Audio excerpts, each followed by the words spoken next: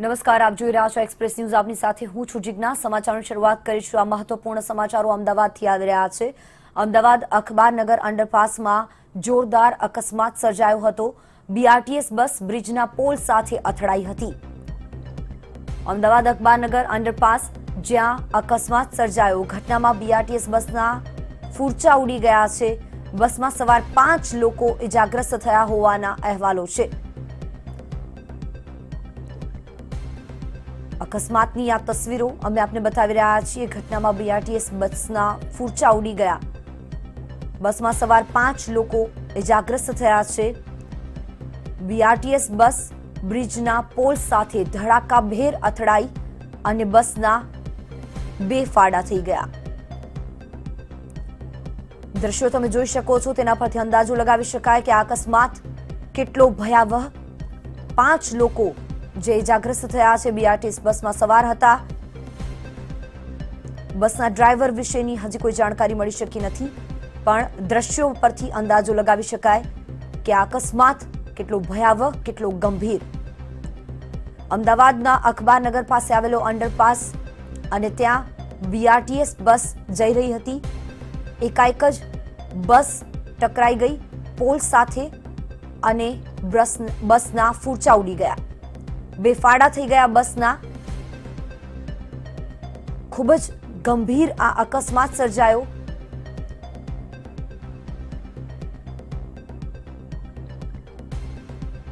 દ્રશ્યોમાં જોઈ શકાય છે બસના હાલ હવાલ ખરાબ થઈ ગયા છે.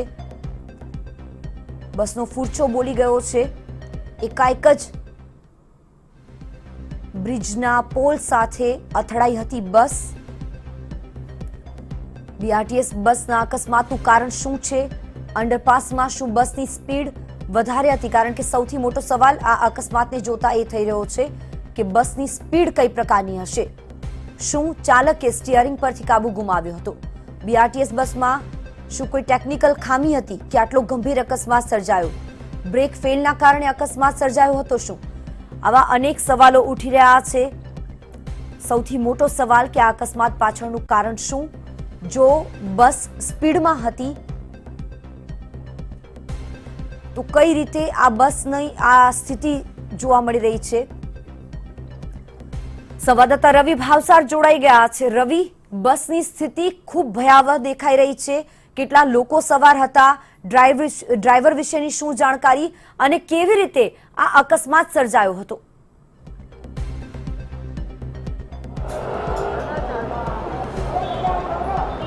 જિજ્ઞા, બિલકુલથી જ ખૂબ જ ગંભીર અને ખૂબ જ મોટો અકસ્માત છે તે અત્યારે હાલ વાડજ અખબારનગર જે અંડરપાસ છે ત્યાં આગળ સર્જાયો છે. સીધા દ્રશ્યો છે તે જોઈ શકાય છે કે જે પ્રમાણે બસની હાલત છે તે બસની હાલત અત્યારે આપ જોઈ શકો છો કે બસના 2 ફાટલા છે તે થઈ ગયા છે. પ્રાથમિક પ્રમાણે જે માહિતી મળી રહી છે કે બસની અંદર ખાલી માત્ર 2 જ લોકો સવાર હતા, એટલે કે ડ્રાઈવર અને કંડક્ટર સવાર હતા. ડ્રાઈવરની હાલત અત્યારે હાલ ગંભીર છે અને કંડક્ટરને પણ અત્યારે હાલ સારવાર અર્થે હોસ્પિટલમાં લઈ જવામાં આવે છે.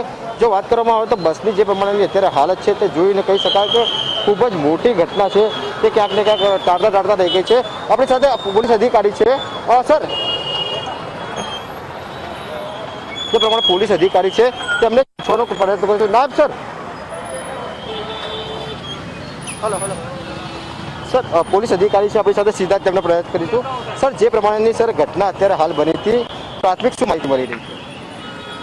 કોઈ પણ કારણસર આ અકસ્માત બનેલો છે, જેમાં ડ્રાઈવરે બનાવને જોતા લાગી રહ્યું છે કે ડ્રાઈવરે કોઈ પણ કારણસર સ્ટેરિંગ પરથી કાબુ ગુમાવી દીધેલો છે. એમાં જે ડ્રાઈવર હતા બસના, એમને ઈજાઓ થયેલી છે અને તેઓ સારવાર હેઠળ દાખલ છે. સર, જે પ્રાથમિક માહિતી મળી રહી કે કેટલા લોકો ઇજાગ્રસ્ત થયા હતા અને શા કારણે જે આ અકસ્માત છે તે અકસ્માત સર્જાયો? અત્યારે હાલ પૂરતું તો આ બસના જે ડ્રાઈવર હતા એ ઇજાગ્રસ્ત થયા છે. બાકીની બસ ખાલી હતી, કોઈ પેસેન્જરો હોય એવું જાણવા મળેલું નથી. અને આ બસની યાંત્રિક ચકાસણી કરાવ્યા બાદ એમાં કોઈ ટેકનિકલ પ્રોબ્લેમ હતો કે પછી કોઈ ડ્રાઈવરને મેડિકલ ઇમરજન્સી થઈ હતી કે પછી ડ્રાઈવરે બેદરકારી દાખવી છે, એ આગળની તપાસમાં આ બધી વિગતો જાણવા મળી શકે. બિલકુલ, જે સ્થાનિક અધિકારી છે તેમનું સ્પષ્ટપણે કહેવું છે કે ખાલી માત્ર ડ્રાઈવર અને કંડક્ટર 2 લોકો જ હાજર હતા અને હાલ યાંત્રિક ચકાસણી છે તે ચાલુ છે. બસની અંદરના સીધા જ છે જે દ્રશ્યો છે તે બતાવવાનો પ્રયત્ન કરીશું કે અત્યારે હાલ જે બસ છે તે બસ ધડાકાભેર સાથે જે પિલ્લર સાથે અથડાઈ હતી અને બસના જે આગળના ભાગના 2 ટુકડા છે તે 2 ટુકડા થઈ ગયા હતા. સીધા અંદરના દ્રશ્યો છે તે અંદરના દ્રશ્યો બતાવવાનો પ્રયત્ન છે તે અત્યારે હાલ કરીશું. જે પ્રમાણે વાત કરવામાં આવે તો જે આગળનો સંપૂર્ણ જે ભાગ છે તે સંપૂર્ણ ભાગ છે તે અત્યારે હાલ દબાઈ ગયો છે.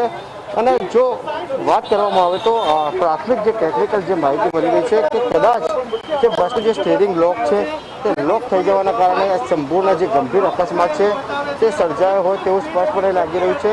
પરંતુ સદનસીબે જે બસમાં માત્ર ડ્રાઈવર અને કંડક્ટર જ હાજર હતા એટલે કે ખૂબ જ મોટી જે દુર્ઘટના તે ટળી છે. પરંતુ હવે સમગ્ર મામલે તપાસનો વિષય એ છે કે આટલી મોટી બેદરકારી કોની, એટલે કે અમદાવાદમાં વારંવાર બીઆરટીએસ બસમાં જે પ્રમાણે ડ્રાઈવરો છે બેફામ ચલાવતા હોય છે અને ક્યાંક ને ક્યાંક લોકોના જે જીવ છે તે જીવની સાથે ચેડા પણ થતા હોય છે. જીજ્ઞા, સવાલ ઘણા બધા થઈ રહ્યા છે રવિ, પણ સાથે સાથે સવાલ એ થઈ રહ્યો છે કે શું ખરેખર બસમાં જો કોઈ ખામી હતી તો બસ આ રીતે રસ્તા પર કઈ રીતે દોડી રહી હતી, એ પણ એક મોટો પ્રશ્ન.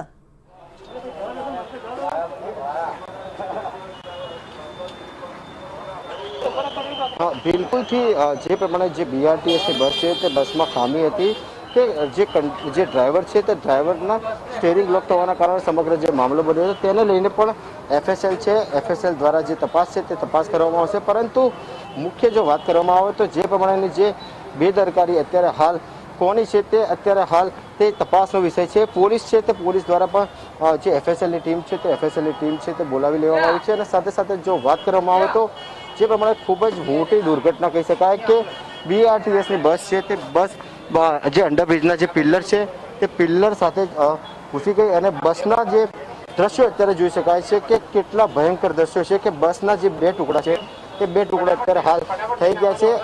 જો વાત કરવામાં આવે તો જે પ્રમાણે અધિકારીનું કહેવું છે કે ટેકનિકલ કારણ અથવા તો જે ડ્રાઈવરની પણ ગંભીર બેદરકારી સામે આવશે તો તે પ્રમાણેના જે કાયદેસરના જે પગલાં છે તે લેવામાં આવશે. પરંતુ જો વાત કરવામાં આવે તો જે પ્રમાણે મુસાફરમાં લોકો જે હતા તે લોકો નહોતા, માત્ર કંડક્ટર અને ડ્રાઈવર જ હતા. એટલે કે બે લોકોને અત્યારે હાલ ઈજાગ્રસ્ત થયા છે અને તે લોકોને સારવાર હેઠળ અત્યારે હાલ હોસ્પિટલ ખાતે ખસેડવામાં આવ્યા છે. આભાર રવિ તમામ જાણકારી આપવા માટે, અને આપ આ સમાચારો સાથે જોડાયેલા રહેશો, વધુમાં વધુ વિગતો પ્રાપ્ત કરીશું. પણ જે દ્રશ્યો જોઈ શકાય છે કે બીઆરટીએસ બસ જે રીતે ટકરાઈ છે, બે ફાળચા થઈ ગયા છે બસના, જમણી બાજુ એક ટુકડો અને ડાબી બાજુ એક ટુકડો. બસ એટલી બધી ભયાનક રીતે અથડાઈ છે આ પોલની સાથે કે કેટલી મોટી દુર્ઘટના ગણાવી શકાય. આ પહેલા પણ અમદાવાદમાં એએમટીએસના પણ અકસ્માતો સર્જાઈ ચૂક્યા છે, બીઆરટીએસના પણ અકસ્માતો સર્જાઈ ચૂક્યા છે. બીઆરટીએસના જે ડ્રાઈવર છે તે બેફામ રીતે ગાડી હંકારતા હોય છે.